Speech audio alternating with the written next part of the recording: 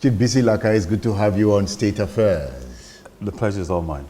Wow, you've gone through some hard times in recent times. How was Agodi prison? As the saying goes, if it doesn't break you, it'll only make you that stronger. It was an experience. I met a lot of very interesting characters there. So it's just another footnote in the history of my life. So when I do pen that book, I would have a lot of interesting things to say. But for whatever it's worth, it was nice. I encountered a different dimension to our society, and I coped. I met people who are generally nice and kind to me. I wouldn't forget. It was another occasion where the generosity or spirit of our people came to the fore. So people were generally nice and accommodating. And you saw another picture totally of your environment. Yes. Nasty, right?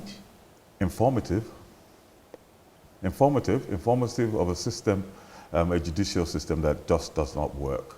A system whereby we're still suffering from a major hangover of successive military dictatorship, where policemen are law to themselves and there are loads of people. Look, this is a prison that was built in, I think, circa 1894, and I don't think much has been done to the facilities since then. So you literally pay for everything you get there. It's not a particularly pleasant place. Not that I was expecting like a 5-star luxury hotel, yeah, but it's as expensive as a 5-star hotel.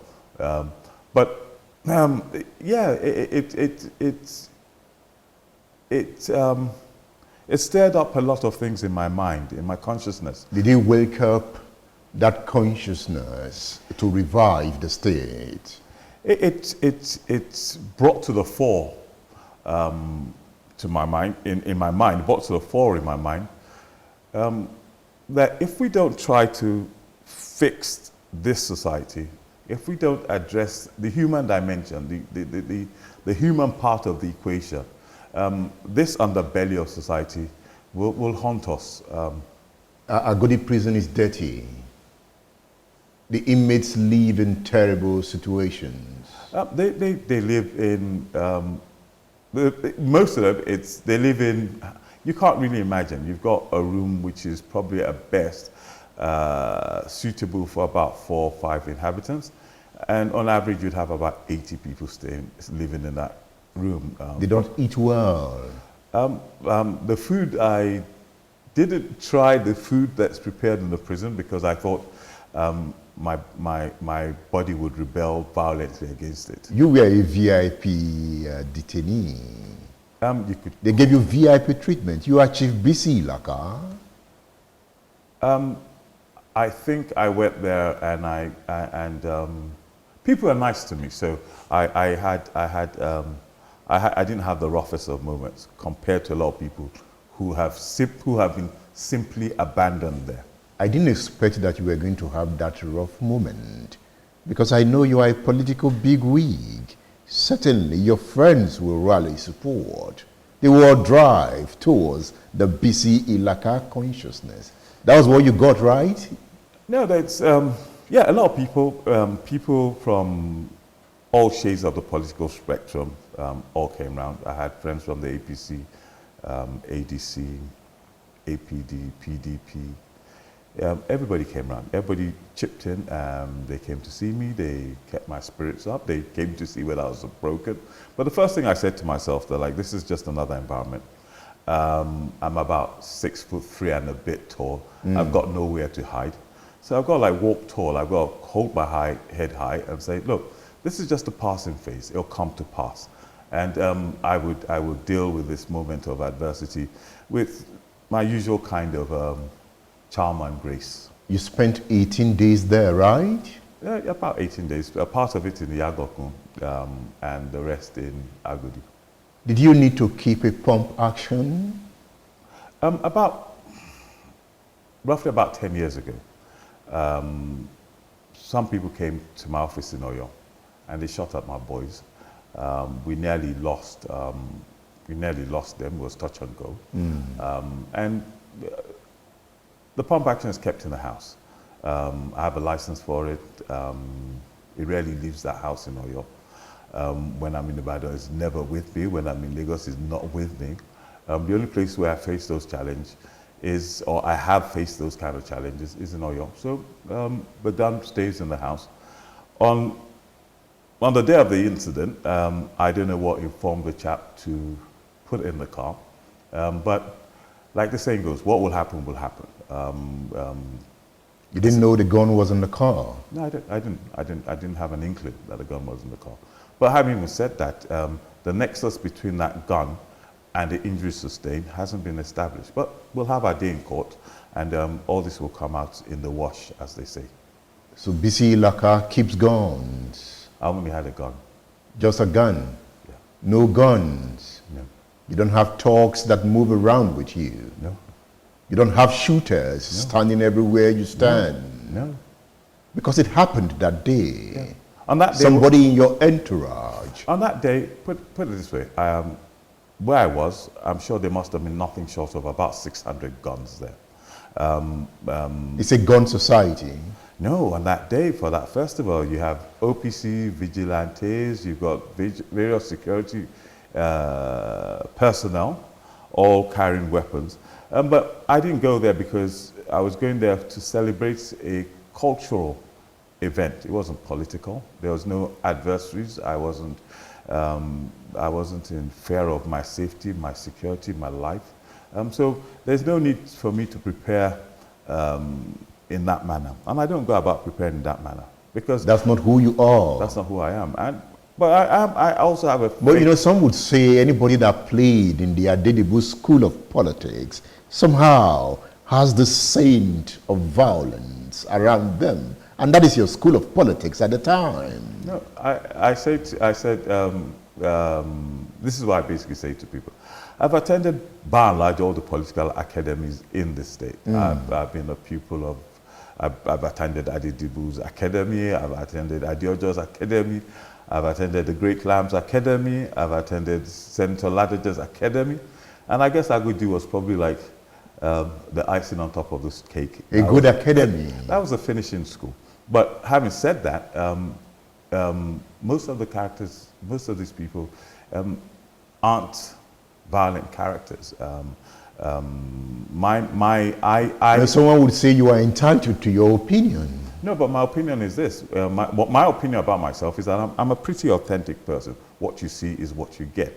And I think the public at large will say the Bisi Ilaka we know is not a man of violence, but a man of peace. I think that resonates in whatever I do and how I carry myself.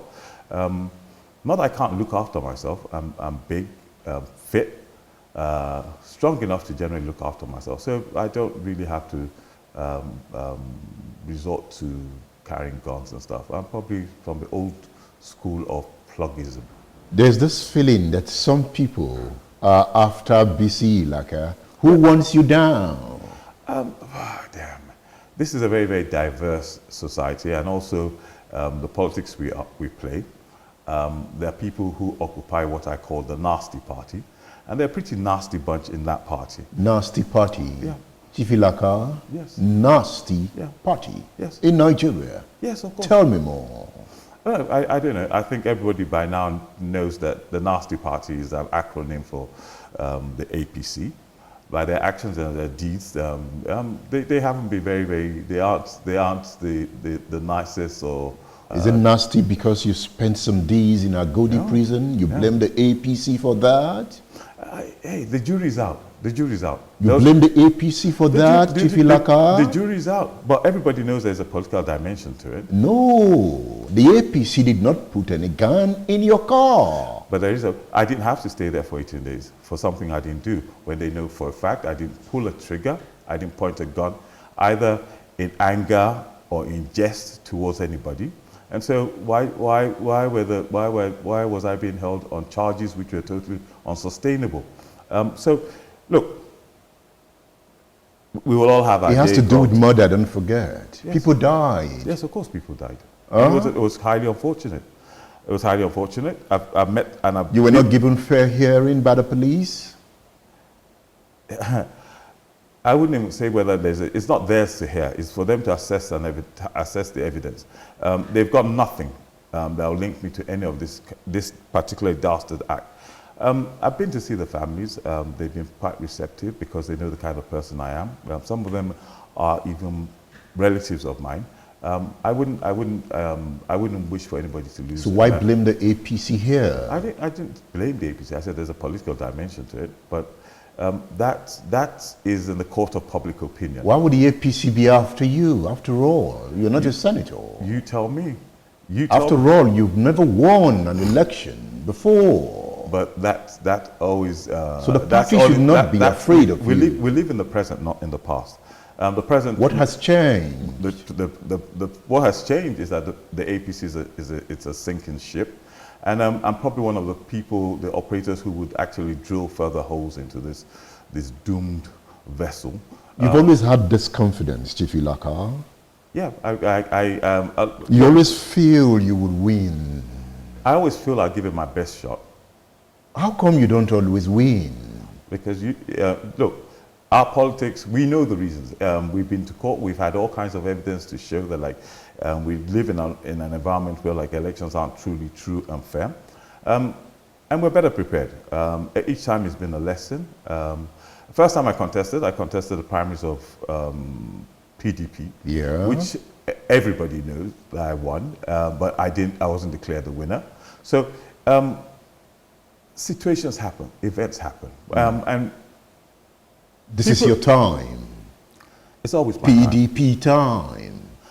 I live in the moment, I live in the present, and I think as of now, being that I live in the present, this is PDP's time. Are you back home? I am. PDP's home. PDP's home. You're not leaving again. No, PDP's home. You didn't leave with Ladoja. Yes. Why?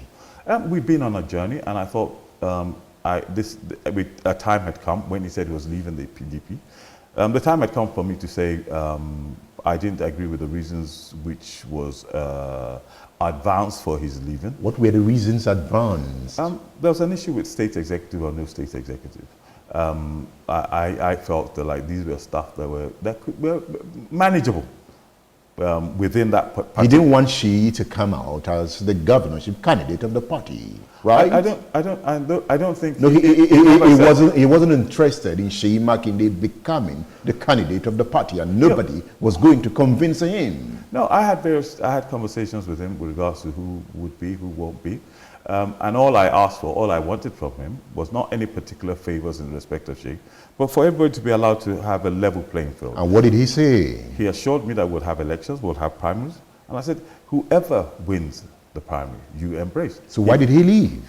I think maybe next time you interview him, you'll ask him. It was clear he was going to win, right? That's not the reason he's advanced. He said that there were challenges with issues of internal democracy. The higher margin of the party actually appealed to him over. They bent over backwards to accommodate whatever he wanted.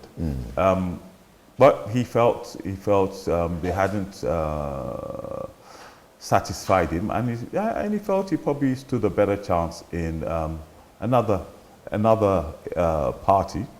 But I don't think that has been plain sailing from the reports we get from the dispatches. So at that point, it was clear that Bisi Ilaka is ready to stand on his own. Ladoja can go. Look, Bisi Ilaka has spent quite a bit of time building the brand Bisi Ilaka. People know what I stand for, what that brand stands for. I don't do my politics by hanging to the coattails of anybody. I'm offering my people to represent them. So the discussion is between myself and the good people of Oyo Central Senatorial District. Senator Ladoja, as much respect as I have for him, does not speak for me. I don't necessarily speak for him. The representative capacity will be mine. I would have duties and responsibilities to discharge to these people. And so I had to take responsibility. The time came when I said the buck stops with me. And I felt that I could chart my own course better in the PDP. And that has up to now, it hasn't been that bad.